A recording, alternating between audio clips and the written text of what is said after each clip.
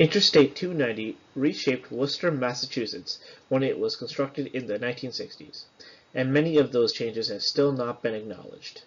Signed into law in 1956, the National Interstate and Defense Highway Act provided unprecedented amounts of money and incentives for highway construction.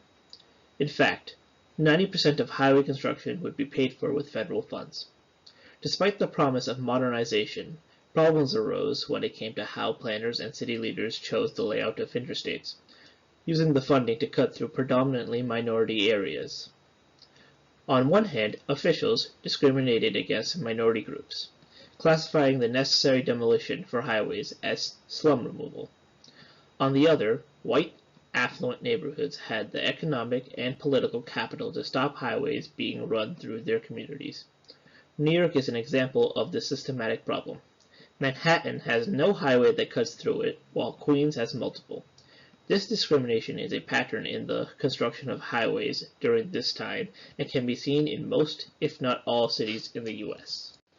The main tool used in this project was ArcGIS Pro. All of the gathered maps and data were put into the software to help visualize the information. In ArcPro, the first data that was pulled was the Massachusetts roads system from the Massachusetts government website.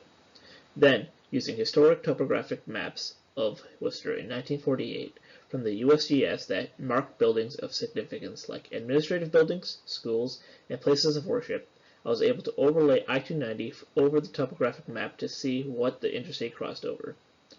After locating points of interest on the topographic map, I went through Sanborn maps of Worcester from the year 1950 that was available online by the Library of Congress.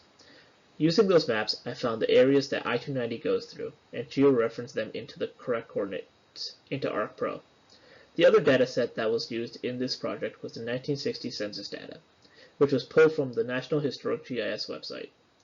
This data helped visualize the African American and the foreign-born population and what areas they lived in at the time.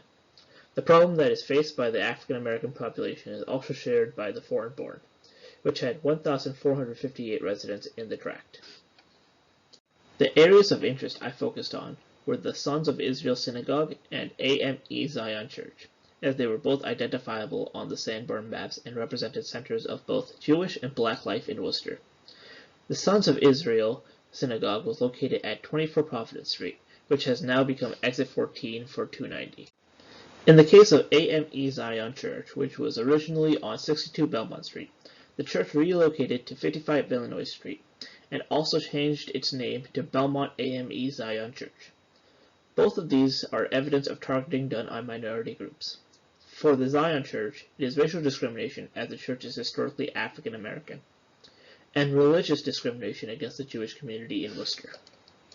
The census data shows that I-290 cuts straight through the tract with the highest percentage of African American residents, a total of 713.